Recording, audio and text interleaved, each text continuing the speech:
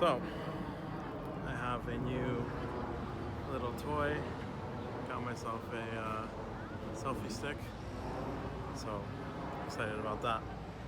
And I wanted to try it out, but also just kind of talk about something that was on my mind. Um, and that is why and how have I ended up here in China. And yeah, I guess I'll just jump into it. So, my birthday was yesterday, and in the US, as of some 30 minutes ago, it is officially over. And I'm turning 25, and I guess it just had me thinking and reflecting a little about my life and where it's gone so far, where it's going. And I kind of just wanted to explain and introduce myself a little more thoroughly to everyone who doesn't really know me, and just kind of explain how I ended up here. So, I guess when I was a kid, when I was in middle school, and we were learning about communism and Karl Marx, and at that point in time, I think we were pretty active in the wars. I'm from the USA. In the wars in Afghanistan and stuff like that. And I would remember when we learned about the US and the Constitution and all that, I really liked what we stood for. I really liked the ideals that we're supposed to have, to be critical thinkers and open-minded and kind of come up with our own ideas and judgments about things and be rational and this and that. And I remember around that time in middle school, it didn't really feel like that's how I guess I just didn't really feel like that's actually what we did in practice. And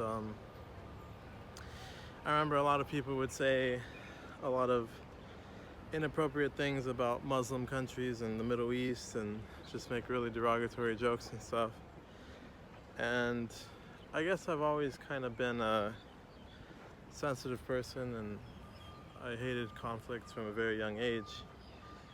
And it just didn't really make sense to me why people had so much animosity and just sort of were not really encouraging us to come up with our own ideas about these places, but kind of it just felt like there was already a preconceived notion and a judgment, and that we were expected to kind of just agree.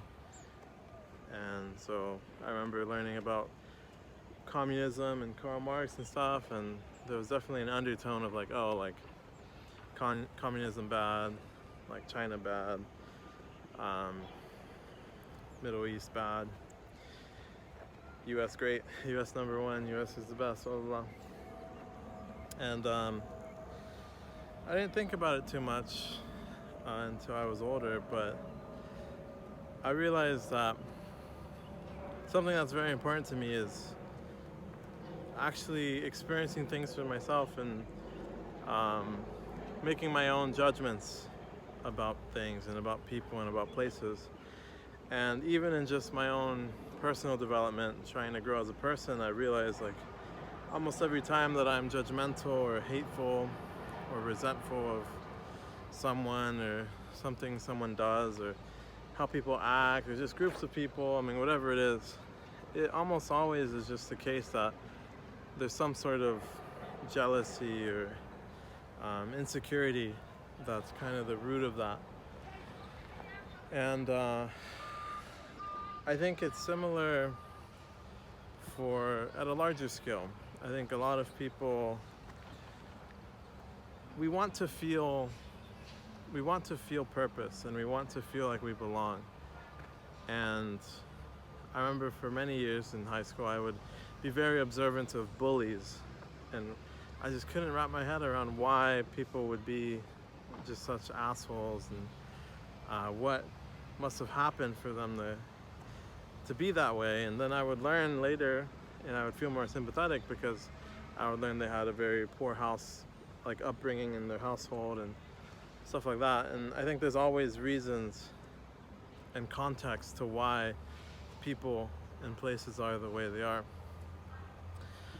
And I guess at a larger scale, I think it's the same for countries, I would say.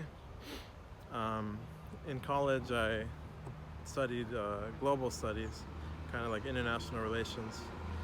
And it's always been something that interested me. My parents are both Mexican, and so growing up in the US, it was sort of like I was belonging to two worlds, but didn't really feel like I belonged to either. Like neither was fully accepting.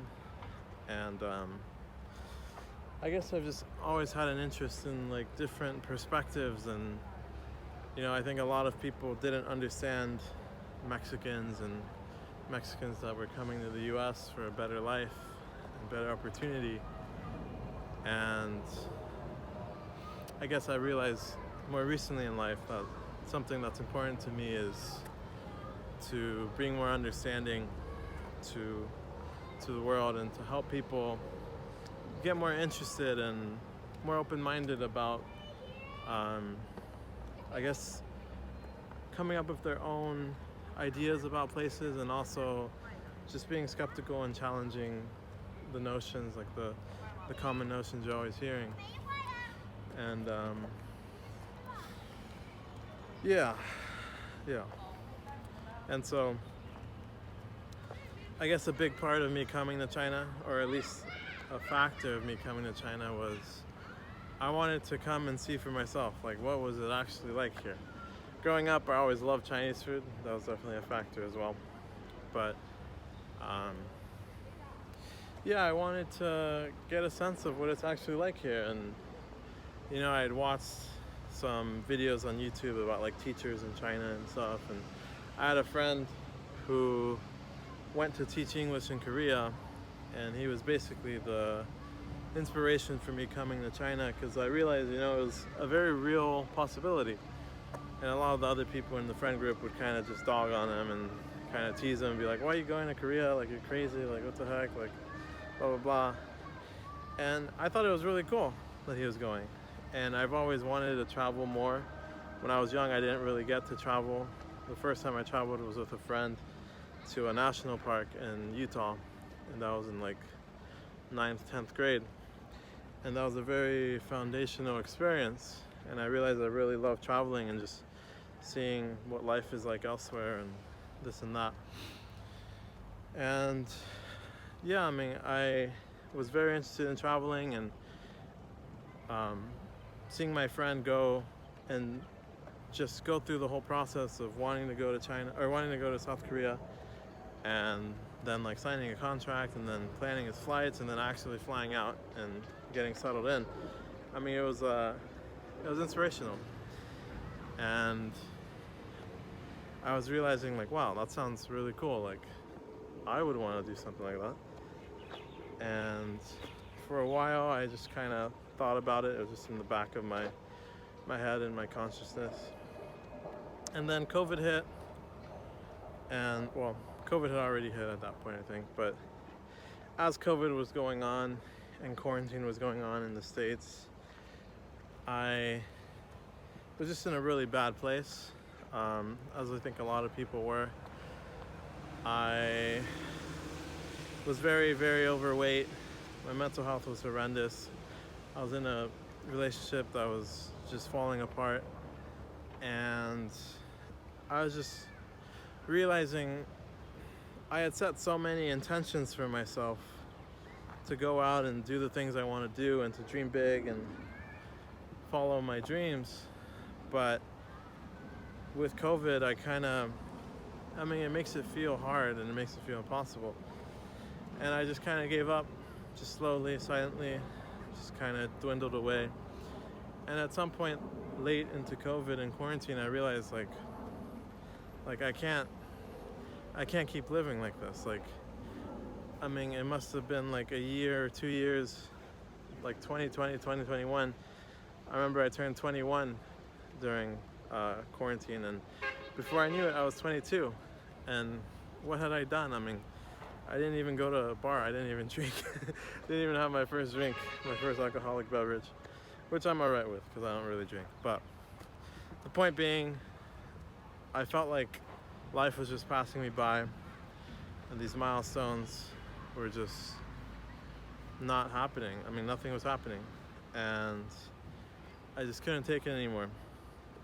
And slowly, I had a friend at work at my college, and he had been wanting to go to Taiwan or China for a while for like studying abroad and stuff. And I kind of just joked with him like, oh, we should go on like a trip there. We weren't even like super close, but we were friends. And slowly it became less of a joke and it became more and more real. And we started looking into like teaching abroad programs in China. And I mean, we realized it's a legit thing and there's a lot of options and it's very doable. And before we knew it, I mean, it was super smooth. We were going through the process and it was set. We were on the path and we kept going, and eventually, I mean, it played out just as we planned. We came to China and we spent a year here. And the year that we spent here, I mean, well, he actually stayed another year. But the year that I had spent here with him, I mean, it was just a blast. It was amazing. It was just incredible to, I mean, don't get me wrong, I was scared shitless when I first came. I was really anxious. I had a lot of social anxiety. The amount of people, oh my gosh, I mean, it was just driving me nuts at first. It was very hard to go out. And with the language barrier, like I had been practicing some Chinese, but I didn't know a whole lot. And so it was just very overwhelming at first. But just over time, you know, it gets easier. You have those small interactions with locals and people are really nice and you get more and more comfortable. And yeah, I mean, 9 months go by, really, really nice months. Just incredible. Some of the greatest and happiest experience I've had. On like the winter break, we did a whole lot of traveling. I saw such amazing things, and I remember by the time I was leaving, I was feeling just super grateful because I'd experienced so much and I'd grown so much. And it wasn't an easy path. I mean, I had a lot of breakdowns and just sort of struggled with mental health at times too. But you know, those kind of things are necessary for growth. And I wasn't always happy. I wasn't always feeling the best, but I mean, it was way, way, way better than what I was doing in the US, which was basically just playing video games till really late at night, day in, day out. Some days not even seeing the sunlight. And yeah, it was just not a way I wanted to live. And my life was just going before my eyes. And so yeah, I decided to come, and to this day I think it was the best decision I ever made. And I remember leaving feeling really grateful for all the amazing experiences I had here and everything I saw. And I think more than anything, I felt like I was alive again. I felt like I connected with people and felt like part of communities. I made a lot of cool other teacher friends. I made some Chinese friends.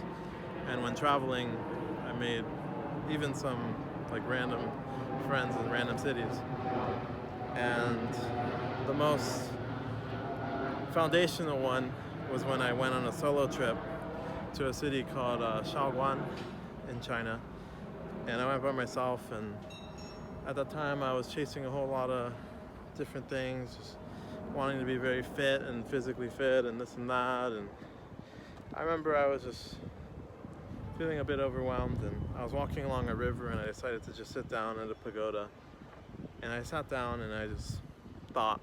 It was beautiful. It was like this river, really new buildings and stuff, and there was hardly anyone around. I saw like 2 people, and I was there for like 2-3 hours at that pagoda, and that was when I had a lot of clarity and just felt really good, really content, really content.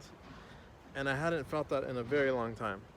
And I had all these ideas, exciting ideas about what to do next and how to go about my life next. And I realized, like, holy shit, like, this is the first time that like I'm actually excited about life again. And I mean, at this point in time, I didn't have everything, nothing was perfect. I mean, I still had room to grow, and I wasn't leaving China quite yet at that point. But I had these exciting ideas and this framework for where I want to go in the future. And I think for so many years in the US, I was kind of just drifting, just being complacent and just going with the flow. I mean, not really just pursuing what I actually wanted. And I mean, there's a lot of excuses, there always are, but ultimately it's up to us to decide and to be willing to pursue something, no matter how hard it's going to be and how impossible it might feel. And so yeah, that solo trip was just very special, and it laid the groundwork for a lot of exciting ideas. When I left China, my idea was to work remotely and travel around Mexico and just kind of have the flexibility to be wherever I wanted to be and just continue working remotely. So I got like a reading tutoring gig, and I traveled Mexico for a couple months with my girlfriend, and it was amazing. It was absolutely amazing, and it felt great to manifest something that I'd wanted and planned for many months. But it was really tough. It was kind of low paying, really draining working with kids. And eventually after some time I quit. And at that point, we were back in the US, and I was feeling a little restless again. I felt a longing to come back to China. It wasn't the same being back in the US, and I felt like there was all this amazing experiences that I had, and I was so passionate about it and in sharing it.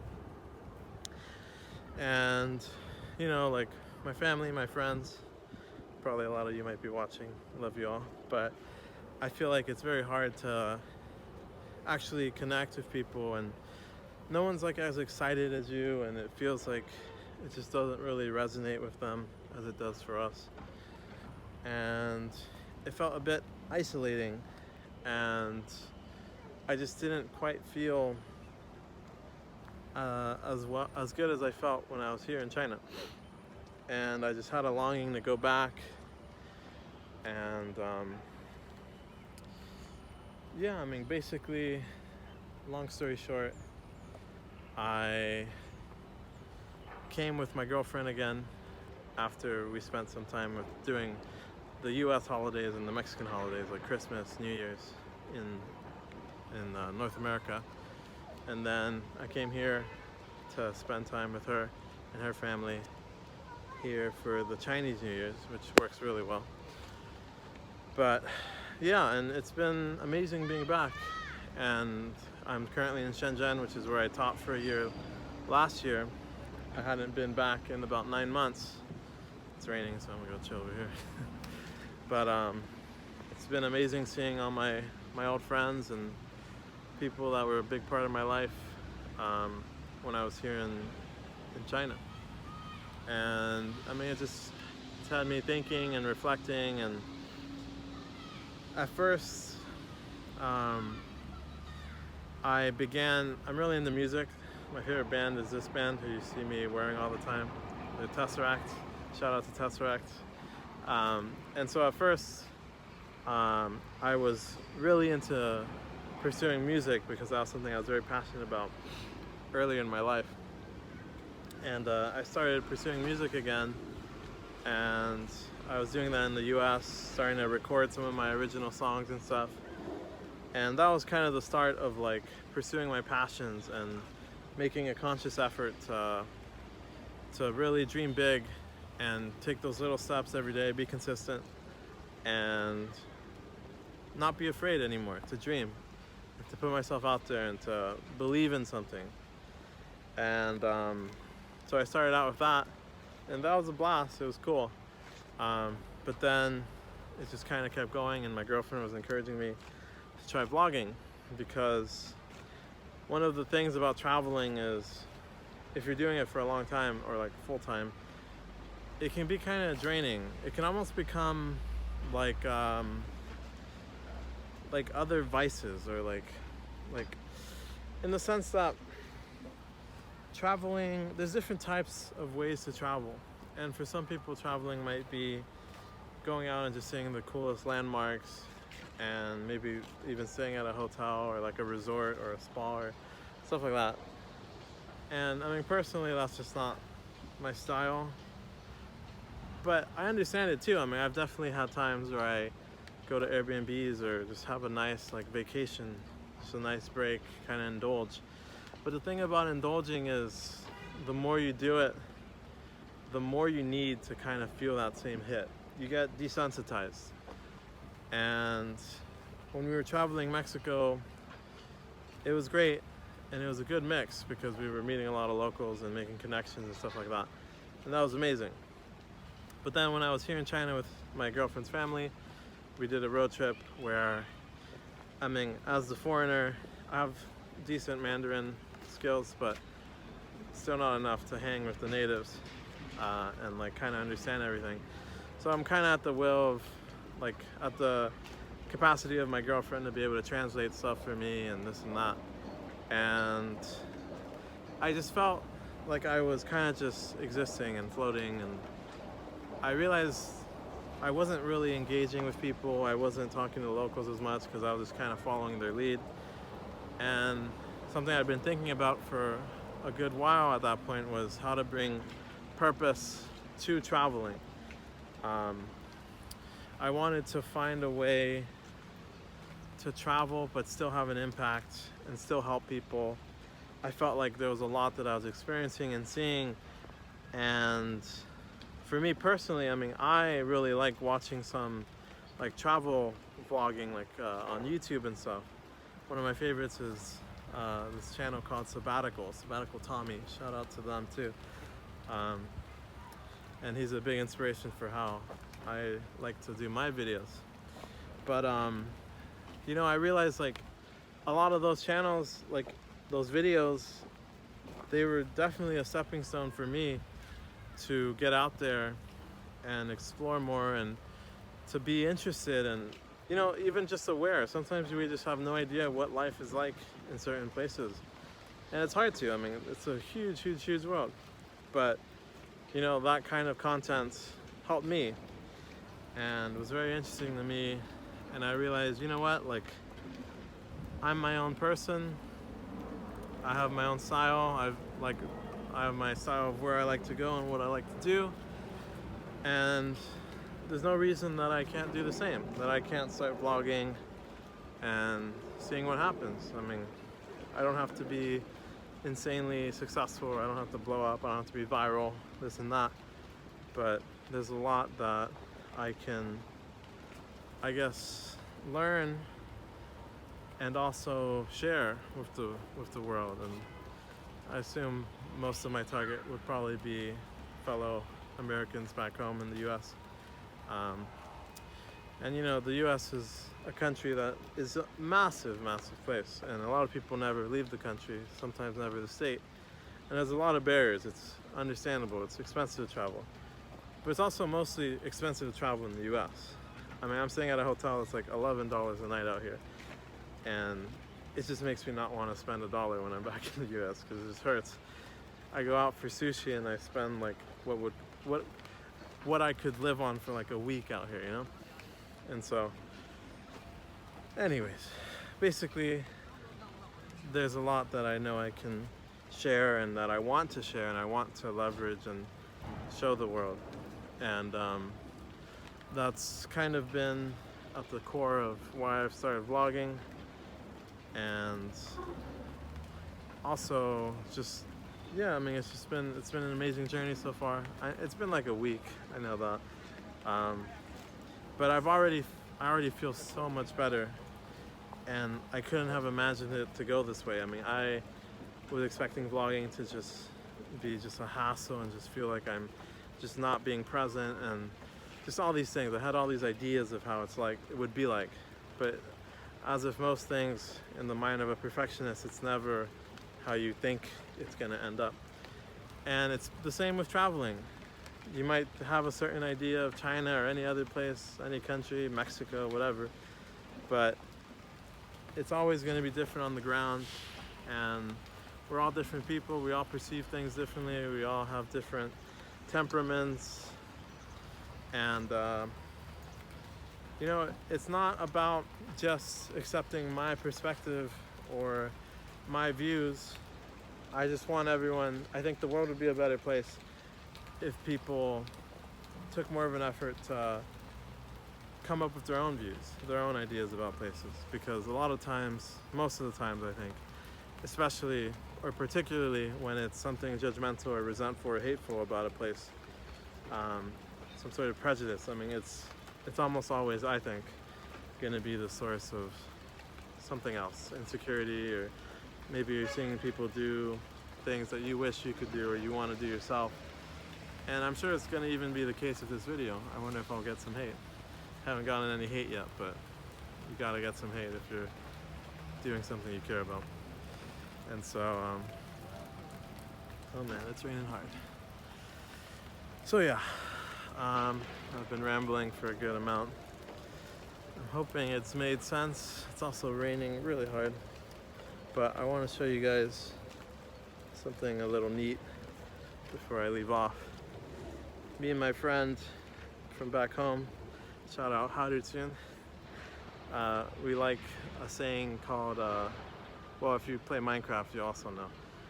We call it loading chunks. We like to load chunks, which means essentially, in the game, it means you're going to an area that you haven't traveled in yet. So you're loading like areas, the areas being loaded, rendered, I guess you could say. And they call that loading chunks. And so I like to use it for real life too. I want to load many chunks in my life, and what that means is just going to new places, going to new spots that I've never been to, never experienced.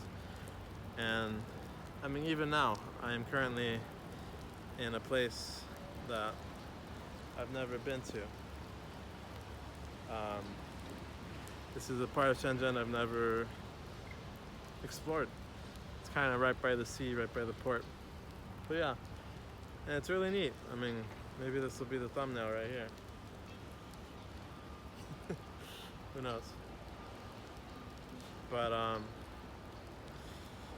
yeah, I guess I'll leave off with some cool little architecture here. It's a really interesting area. You have a lot of industry back here by the port. Oh man, that's hard to do.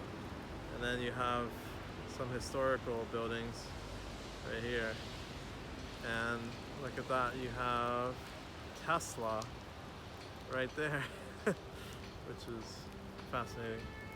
And then this huge arch, this huge gate right behind me. Oh man, there it is, the drop that hits the camera. Alright, I think that's a sign for me to wrap up. Hope you've learned something. Hope you've listened. I mean, that's enough. That's something as well. And even if you don't agree, you know, I'm always happy to discuss and talk and this and that. So yeah, that's the story of why I am currently in China. I'm hoping to travel to a lot of places in China that aren't very traveled, and just kind of do some things that are interesting to me. And I think when I do things that I'm really passionate and interested about, kind of like this video, I think that's going to be what resonates most with people. So yeah, I am going to try and stay dry. Thank you all for watching and take care.